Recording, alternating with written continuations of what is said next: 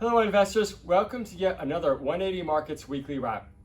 Well friends, the first quarter of calendar 2022, it's in the books. And what did we see? Well, we saw soaring commodity prices, the highest inflation in 40 years, tightening monetary policy, and by the way, a little war in the Ukraine. So I guess given all the above, it's not so surprising we see global indices down around 5%. But the big question is, where do we go from here? Well, we certainly don't know for sure, but what we have seen, especially over the last 10, 15, 20 trading days, is a firming up of markets, a basing out, and importantly, we are seeing on a stock-specific basis, companies reacting positively when they deliver good news. Now, we're certainly not estimating or predicting here it's going to be a massive bull market like it was in 2020 and 2021. But we here at 180 Markets, we always look at markets through an opportunistic lens, being open-minded and always looking out for those trading ideas that are really going to bang and give a low risk for a high reward. And more to talk now about what went on this week in the markets, I'll turn it over to Sean. Thanks, Greg. And we thought we'd do something a bit different this week. We thought we'd show you the screen that I'm watching every day because there's been a lot happening. There's been a lot of green on the screen, which is great.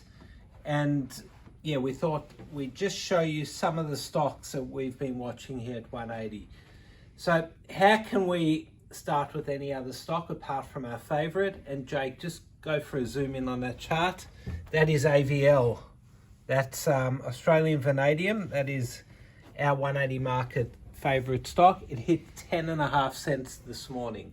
So from the first placement at 1.4 and then the next one at 2.5, and all those free options, we want to congratulate investors, especially those that held and are still holding. So well done, everyone. We are seeing lithium stocks just go absolutely crazy. Lithium has gone completely mad.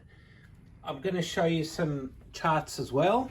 So this is a lithium favorite, Core Lithium, CXO. Just a year ago, it was trading at 23 cents and it went sideways for ages. And then it started moving upwards and today it hit $1.50 and it just doesn't want to slow down. Another lithium stock that a lot of traders watch is Sciona. The code is SYA. So they've done quite a few placements, each one at a higher price, which is great.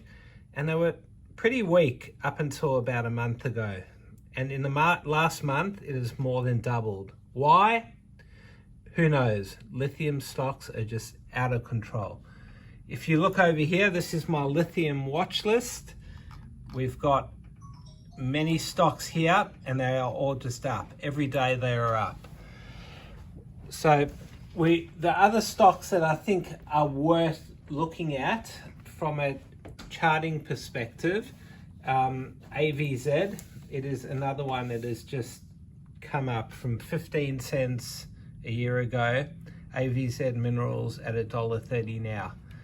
So these are really risky stocks I'd be very careful buying them now. A lot of them have gone up 10, 15, 20 times. So well done to those that are holding.